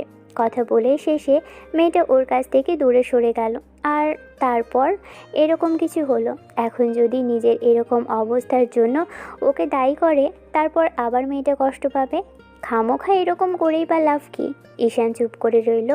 সিনথিয়া ওর বুকে মুখ গুজে দিয়ে হাজারটা কথা বললেও ছেলেটা কথা বলছিল না। শেষে জোর করে ছাড়িয়ে নেওয়ার চেষ্টা করলেই ঈশান ওকে বুকের সাথে আরও শক্ত করে জড়িয়ে ধরে মাথায় চুমু দিয়ে বলল, থাকেন না আর একটু, এরকম করে কতদিন এমন করে জড়িয়ে ধরতে দেন না। রাগ করেছে শোনা, আর কখনো ওরকম করে বলবো না চারটা। আমি আর রাগ করিনি, এত কান্নাকাটি করতে হবে না। আমি জানি তুমি রাগ করে আছো, নাহলে আপনি করে বলতেন। শোনা, আমি জানতাম না তোমার এরকম কিছু হয়েছে, বিশ্বাস করো। জানবেন কি করে? নাম্বারটাও তো অফ করে রেখেছিলেন, তাই জানানোর মতো সময় সুযোগ হয়নি আপনাকে। তার জন্য আমি সত্যিই খুব দুঃখিত কলিজা। আর কখনো এরকম হবে না, দেখো। প্লিজ মাফ করে দাও এবারের মতো বেবি। বললাম তো রাগ করে নেই। রাগ যদি করেই থাকতাম তাহলে কি কথা বলতাম বলেন? তাহলে বউ বলে ডাকো। ঈশান এবার সিনথিয়াকে জোর করে ছাড়িয়ে নিয়ে দু হাতে পানিটা মুছিয়ে দিল। মেয়েটাও শার্টের কলারটা ধরল। ঈশান চুপ করে আছে দেখে সিনথিয়া বলল, কি হলো জানতা? চুমু দাও কপালে। ঈশান খুব গাঢ় করে একটা চুমু খেলো কপালে। সিনথিয়াও এবার ওর বুকের মাঝে নিজেকে লুকিয়ে ফেলল। কতক্ষণ এমন করে দাঁড়িয়েছিল কে জানে। তবে আম্মু দরজায় নক করতেই দুজন দুজনকে ছেড়ে দিয়ে এবার রুমের বাহিরে আসলো। এবার আম্মুকে দেখেই সিনথিয়া মাথায় কাপড় টেনে নিতে তখন আম্মু বলতে লাগলো, শোনো, তোমার শ্বশুর এসেছে, যাও গিয়ে কথা বলো। আম্মুর কথাতে সিনথিয়া হ্যাঁ সূচক উত্তর দিলে এবার ঈশানও মেয়েটার পিছন পিছন গেল। আব্বু রুমে বসেছিল। সিনথিয়া এসে এবার আব্বুর পায়ে হাত দিয়ে সালাম করতে গেলে আব্বু ওর দিকে চেয়ে রইল। সিনথিয়া উঠে দাঁড়িয়ে সামনে কিছুক্ষণ চুপ করে রইল। আব্বু কথা বলছে না দেখে মেয়েটা ফ্যাচ ফ্যাচ করে কান্না করে ফেললো আর বলতে লাগলো, আব্বু, আমাকে তাড়িয়ে দেবেন না প্লিজ। আপনার বাসায় তো কত কাজের লোক কাজ করে, আমাকে না হয় কাজের লোক ভেবেই রেখে দিন। আপনি শুধু শুধু আমাদের উপরে রাগ করে আছেন, এটা ভেবে যে আমাদের বয়সের ডিফারেন্স অনেক বেশি, কিন্তু একটাবার ভেবে দেখেননি আমরা কত ভালো আছি। বিশ্বাস করেন, সামান্য রাগ অভিমানী হয়েছিল আমাদের মাঝে। প্লিজ আব্বু, আমায় তাড়িয়ে দেবেন না।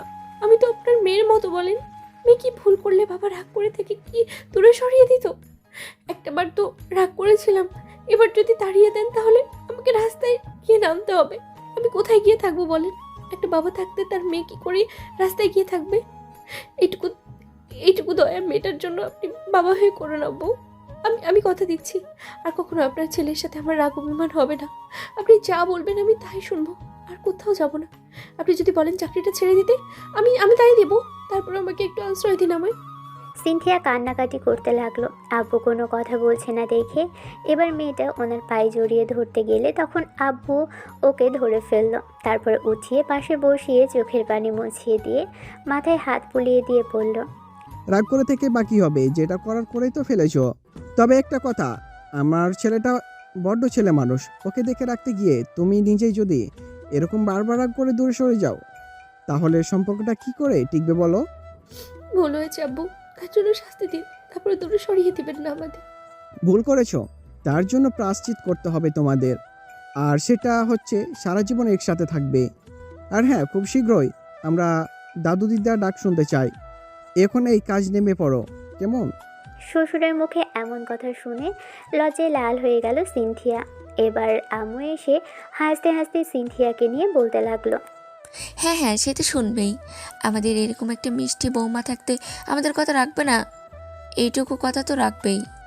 রাতে আম্মু সিনথিয়াকে নিজ হাতে খেয়ে দিল আর রাতে আম্মু সিনথিয়াকে নিজের হাতে খেতে দিল আর সিনথিয়া নিজের পিচ্চি পটটাকে নিজের হাতে খাইয়ে দিল। তারপর ওষুধ খাওয়ানো হলো। সিনথিয়া প্লেটগুলো নিচে রেখে দিয়ে তারপর এসে দেখলো ঈশান আদশোয়া হয়ে বসে আছে। সিনথিয়া এসে পাশে বসতেই তখন ঈশান ওর মাথায় হাত বুলিয়ে দিতে বলল। সিনথিয়া এবার ওর পাশে বসতে গেলে ঈশান ওকে টান মেরে মেয়েটাকে বুকের মধ্যে নিয়ে নিল। তারপর ও নিজেই সিনথিয়ার মাথায় থুতনি ঠেকিয়ে বলতে লাগলো। ভাবছি এবার থেকে আপুর বিজনেসটা দেখাশোনা করব। আপনার যেন আর কাউকে বলতে না হয় আপনার স্বামী বেকার। তুমি আমার সেদিনের কথা এরকম করে রাগ করে এসব কথা বলছো, তাই না? রাগ করো না প্লিজ শোনা। পড়ালেখাটা ছাড়ছি না, তবে চাইছি না এই মুহূর্তে বাবার ঘাড়ে বসে খেতে। তারপরও একটাবার ভেবে দেখলে হয় না বেবি? এরকম একটা সিদ্ধান্ত হঠাৎ করে নিলে পড়াশোনায় মনোযোগ দিবে কি করে? সামনে তোমার ফাইনাল এক্সাম। ও ঠিক মানিয়ে নিব, আর এরকম কোনো ডিগ্রি প্রয়োজন হবে না বাবার কোম্পানিতে চাকরি করার জন্য। ঠিক আছে, তোমার যেটা ভালো মনে হয় করো। ঈশান চুপ করে সিনথিয়ার মাথায় হাত বুলিয়ে দিচ্ছে আর মেয়েটা ওর বুকে বারবার চুমু খাচ্ছে। তখনই ছেলেটা বলল। এরকম করে বারবার স্পর্শ করলে শেষে উল্টাপাল্টা কিছু হবে, আর আপনি না এই মুহূর্তে এরকম কিছু চান না? তখন চাইতাম না, কিন্তু এখন চাই। আর এখন সিচুয়েশনটা অন্যরকম। এখন তো আব্বু আম্মু আমাদের মেনে নিয়েছে। এখন বেবি চলে আসলে কোনো সমস্যা নেই। আর আমি তো চাই আমার বেবি আমাকে একটা বেবি দিয়ে দিক। আমি ছোট মানুষ, অত কিছু বুঝি না। যেখানে নিজেই বাচ্চা সেখানে আপনাকে কি করে একটা বাচ্চা দিতে পারি বলেন? আর সবচেয়ে বড় কথা, এসব দেওয়া না দেওয়া উপরওয়ালার হাতে। আমরা এতে কি করতে পারি? আমি জানি শোনো, এটা উপরওয়ালার হাতে, কিন্তু আমরা চেষ্টা তো করতেই পারি। তাছাড়া আব্বুকে বলেছিল শুনুনি? শুনেছি তো, এখন কি করতে পারি? কি করতে পারবে মানে? এখন আমায় আদর করো বেবি, যত চাও আদর করতে পারো। আমি আর তোমায় বারণ করবো না। কিন্তু এখন আমার এই মুহূর্তে আদর করার মতো পরিস্থিতি নেই। দেখছেন তো, হাতে ব্যথা পেয়েছি, কপাল কেটে গেছে।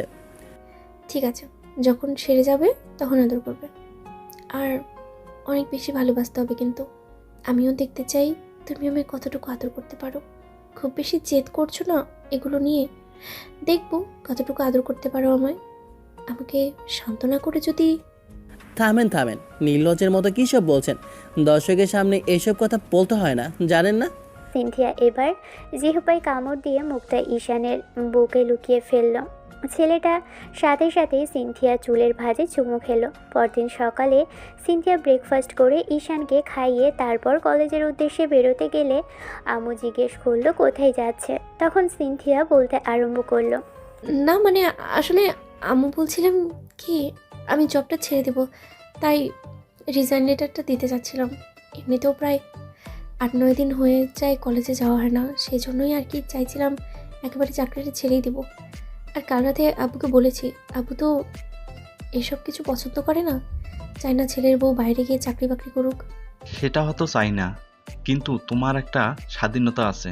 তোমাকে যদি ঘরে আটকে রাখি তাতে তুমি বলবে শ্বশুর তোমার স্বাধীনতা কেড়ে নিয়েছে।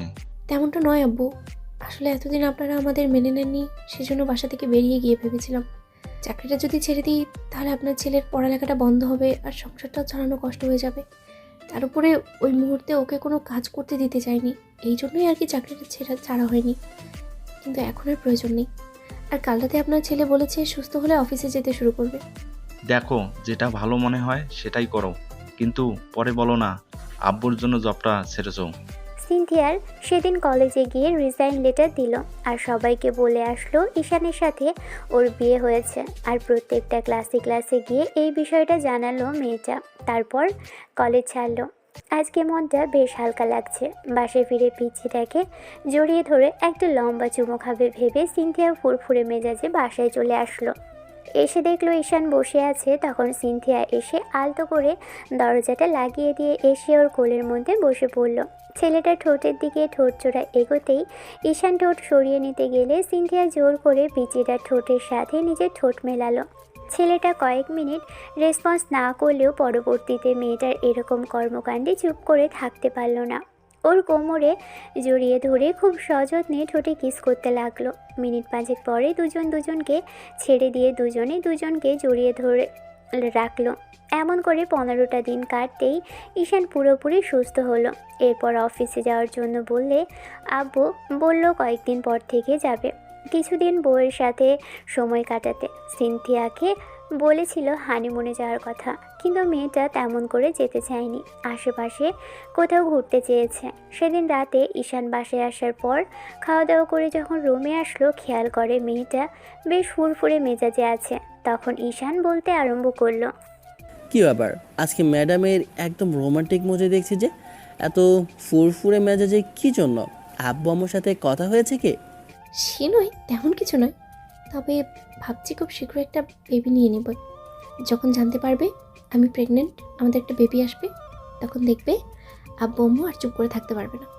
যখন বুঝতে পারবে দুজনে অনেক হ্যাপি আছি, অনেক অনেক সুখে আছি, তুমি আমাকে আদরে ভরিয়ে রেখেছো, তখন দেখবে ওরা আর রাগ করে থাকতে পারবে না। শোনো, সিনথিয়া কথাগুলো বলেই মুচকি মুচকি হাসলো আর লজ্জা পেতে লাগলো।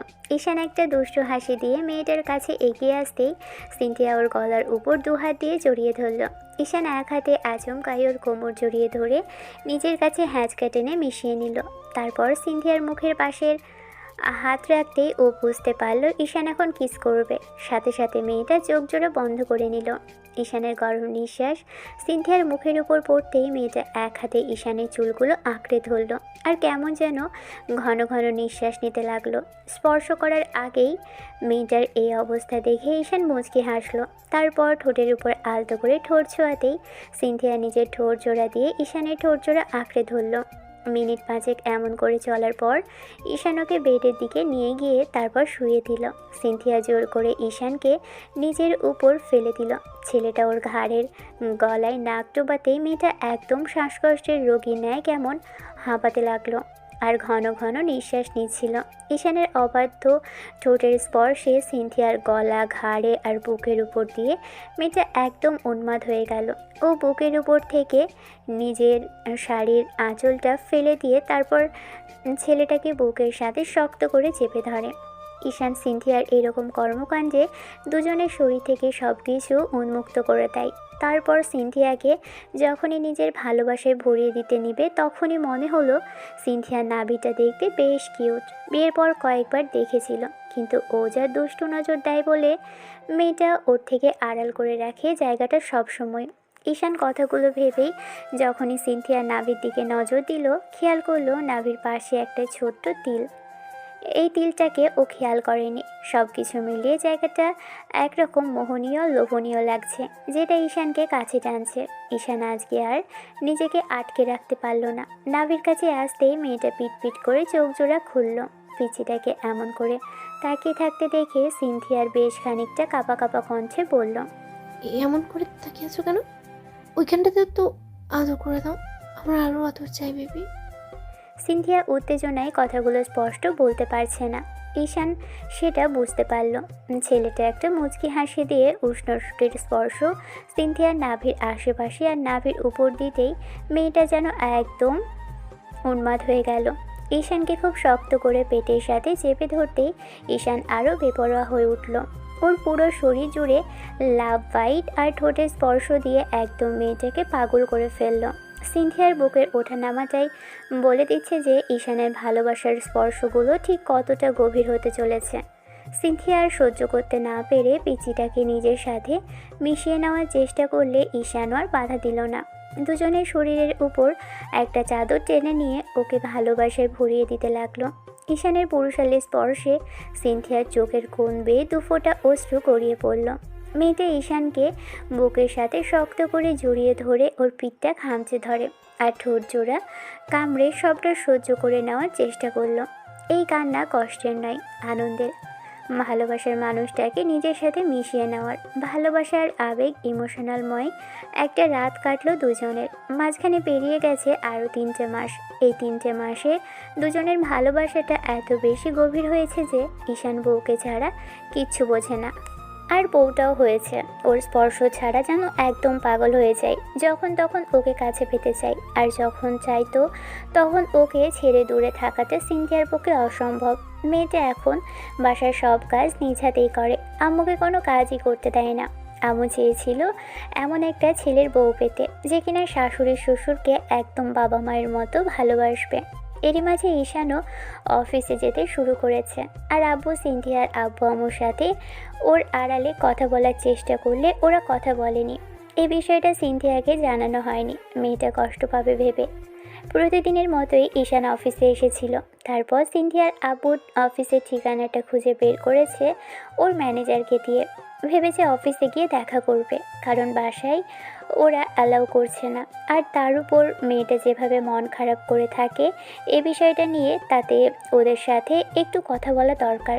ঘণ্টাখানেক ধরেই ঈশান সিনথিয়ার অফিসে এসে অপেক্ষা করতে লাগলো। আব্বু বলেছিল ওকে গিয়ে কথা বলতে, কিন্তু ঈশান সময় সুযোগ করে উঠতে পারছিল না। আর আজকে যখন সময় হলো, ভদ্রলোক একটা মিটিংয়ে অ্যাটেন্ড করেছে। ঘণ্টাখানেক বসে থাকার পর যখন ঈশানের সাথে ভদ্রলোক দেখা করার জন্য আসলেন, ওকে দেখে বেশ খানিকটা রেগে গেলেন। তখন ঈশান ওনার কাছে হাত জোড় করে বলতে লাগলেন, আব্বু, আমি জানি আপনি আমার উপর রাগ করে আছেন, কিন্তু দেখেন, আপনি যতটা রাগ করে আছেন তার থেকে বেশি আপনার মেয়ে মন খারাপ করে থাকে। হ্যাঁ, এটা ঠিক যে আমি আপনার মেয়ের থেকে জুনিয়র, কিন্তু বয়সে ছোটই হলেও আমাদের মাঝে ভালোবাসার কোনো কমতি নেই। আব্বু, একটাবার একটু খোঁজখবর নিয়ে দেখেন, আপনার মেয়ে আমার সাথে অনেক ভালোই আছে। যদি আপনার তাতেও মনে হয় যে আমি মিথ্যে বলছি, তাহলে আপনি গিয়ে দেখতে পারেন। আপনি এইটা দেখছেন না যে আপনার মেয়ে ভালো আছে। আমি ওর থেকে বয়সে ছোট বড় সেটা বড় কথা নয়, সবচেয়ে বড় কথা হচ্ছে ভালোবাসাটা। আব্বু, হয়তো আপনার রাগ হচ্ছে এইসব কথা শুনে, তারপরও আমি জোর গলায় বলতে পারি, আপনারা আপনার মেয়েকে যতটুকু ভালোবাসেন, তারপরে যদি আপনাদের মেয়েকে কেউ ভালোবেসে থাকে, সেটা আমি। প্লিজ আব্বু, আমাদের উপর রাগ করে থাকলেও শুধু আমার সাথে কথা না বলেন, তারপরও মেয়েটার সাথে একটু কথা বলেন। কান্নাকাটি করে আপনাদের জন্য, প্লিজ আর রাগ করে থাকবেন না। 6 মাসের বেশি হয়ে গেল রাগ করে আছেন, তারপরও ওর সাথে কথা বলছেন না। দেখেন, আমরা তো এতটাও আপনাদের থেকে কম নই যে আপনি এসব মেনে নিতে পারবেন না। সিনথিয়ার আব্বু কিছু বলবে তার আগেই ঈশানের ফোনটা বাজতে লাগলো। এবারে ফোন কানে দিতেই ওপাশ থেকে আম্মু বলতে লাগলো, কোথায় তুমি? আব্বু সিনথিয়ার মাথা ঘুরে পড়ে গেছে। তুমি একটা ডক্টর নিয়ে একটু বাসায় আসো। তোমার আব্বু বাসাতে নেই, বলল শহরের বাইরের দিকে যাবে। তোমরা বেরোনোর পরেই এরকম কিছু হলো, কি করব বুঝতে পারছি না। কি বলছো আম্মু? এমনটা কি করে হলো? কোথাও পা পিছলে পড়ে টরে যায়নি তো? না না, ওই মাথাটা একটু ঘুরে গিয়েছিল। সকাল থেকে কয়েকবার বমি করেছে, বলল যে শরীরটা গুলিয়ে উঠছে, কাজ করতে বেরোলো। আমি বারবার বারণ করেছিলাম, কিন্তু মেয়েটা কিছুতেই আমাকে কোনো কাজ করতে দেবে না। তুমি একটা ডক্টর নিয়ে আসো। সিনথিয়া সেন্স নেই, ডক্টর একটু দেখে বলুক কি হয়েছে। ঈশান তাড়াহুড়ো করে কলটা কেটে দিয়ে বলতে লাগলো, আব্বু, আপনাদের মেয়ে অসুস্থ হয়ে পড়েছে, হয়তো মাথা ঘুরে পড়ে গেছে। আমাকে এক্ষুনি যেতে হবে। আমি আপনার সময় নষ্ট করার জন্য খুবই দুঃখিত। আমি জানি আপনাদের কাছে কোনো মূল্য নেই, তারপরও আমি খুবই সরি আপনার সময় নষ্ট করার জন্য। এক্ষুনি আমাকে যেতে হবে। এবার ভদ্রলোক ঈশানকে আটকে দিল, তারপর ওর সাথে একদম বাসাতে আসলো। ঈশান সারা রাস্তা টেনশন করতে করতে এসেছে। ভদ্রলোক জামাইয়ের মুখের দিকে তাকিয়ে থেকে দেখেছে যে বউর জন্য ঠিক কতটুকু টেনশন করেছে ছেলেটা। এরই মাঝে সিনথিয়ার আব্বু ওর আম্মুকে কল করে বিষয়টা জানালো, তাদের মেয়ে অসুস্থ হয়ে পড়েছে, তাই ভদ্রমহিলাকে বাসার ঠিকানা দিয়ে আসতে বলা হলো। ঈশান শ্বশুর সমেত ডক্টর নিয়ে বাসায় আসে। ডক্টর এসে সিনথিয়া চেক আপ করতেই আরম্ভ করলে তখন আম্মু ঈশানের মন খারাপ দেখে ওর কাছে আসতেই ঈশান কান্না করে ফেললো আর বলল, ওর কিছু হবে না তো আম্মু? বোকা ছেলে, সামান্য মাথা ঘুরে পড়ে গেছে। যদি ভুল না করি তুমি বাবা হবে, দেখো। সিনথিয়ার আব্বু খানিকটা অবাক চোখে তাকালেও এবার শ্বশুরের বসার ব্যবস্থা করতে গেলে উনি বললেন, এত ব্যস্ত হতে হবে না বেআইন সাহেবা, মেয়ে অসুস্থ সেটা শুনে আসতে হলো। আর কতদিনই বা রাগ করে থাকবো বেআইন সাহেব? কয়দিন আগে একবার দেখা করার চেষ্টা করেছিলাম, রাগের মাথায় কথা বলিনি, কিন্তু পরে বুঝতে পারলাম যে উনি এত বড় মানুষ হয়েও যখন সবটা ঠিক করে নিতে চাইছে, তাহলে আর রাগ করে থেকেই বা কী হবে? আমি সিনথিয়ার আম্মুকে কল করেছি, ও চলে আসবে কিছুক্ষণের মধ্যে। এবার ডক্টর চেক আপ করা শেষ করে এসে ঈশানের কাঁধের উপর হাত রেখে বলতে লাগলো, বললাম না এত টেনশনের কিছু নেই, আরও খুশির খবর আছে, তুমি বাবা হচ্ছ। আর হ্যাঁ, এখন থেকে বৌমার খেয়াল রেখো কেমন? ঈশান এবার কেঁদে ফেললো। আম্মু ওকে জড়িয়ে ধরে কিছুক্ষণ সান্ত্বনা দিল। একটু বাদে আব্বু আর সিনথিয়া আম্মু বাসায় আসলো। ডক্টর বলে গেছিল ঘন্টাখানেক পরে সিনথিয়ার ঘুম ভাঙবে। ওরা কথা বলছিল, সবাই সব কিছু মিটমাট করে নিল। আম্মু ওদের নাস্তার ব্যবস্থা করতেই এরই মাঝে সিনথিয়া ঈশানের নাম ধরে ডেকে উঠল। সাথে সাথেই ঈশান দৌড়ে রুমে আসলো। তারপর এসে মেয়েটাকে বুকের সাথে জড়িয়ে ধরতেই সিনথিয়াও ওর পরটাকে জড়িয়ে ধরে কান্না করে ফেলল। ঈশান ওর মাথায় চুমু দিয়ে বলল, এই পাগলি, তুমি আম্মু হবে। তুমি যেটা চেয়েছিলে সেটাই হয়েছে। দেখো, ভয়ের কিছুই নেই জানটা। আরেকটা খুশির খবর আছে জান। জানো, আব্বা আম্মু আমাদের মেনে নিয়েছে। আব্বা আম্মু এসেছে, তুমি দেখবে। সিনথিয়া কিছুক্ষণ যাবৎ কান্না করলো। তখন ঈশান ওকে জোর করে কোলে উঠিয়ে নিল। সিনথিয়া অবাক হলে ঈশান বলতে লাগলো, এখন চুপচাপ গলা জড়িয়ে ধরে রাখো তো জান। সিনথিয়া বাচ্চাদের মতো ঈশানের বুকে মুখ লুকিয়ে রাখলো।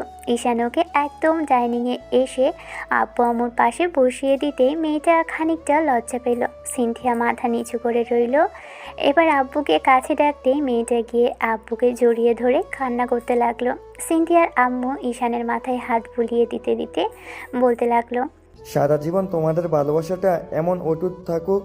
আর এখন থেকে আমাদের ছেলে কিন্তু তুমিও আমাদের এখন থেকে আব্বু আম্মু বলে ডাকবে। ঠিক আছে আম্মু। ভালো থাকুক ভালোবাসা, সুখে থাকুক সবাই একসাথে। পরিবারের মানুষগুলোকে নিয়ে ভালোবাসার মানুষকে আগলে রেখে দিনগুলো ভালো কাটুক ওদের। দেখা হচ্ছে পরবর্তী অন্য কোনো গল্পে। ততদিন পর্যন্ত সুস্থ থাকুক, ভালো থাকুক। আপনারা সুস্থ থাকবেন, ভালো থাকবেন, আমাদের সাথেই থাকবেন। ধন্যবাদ। আল্লাহ হাফেজ।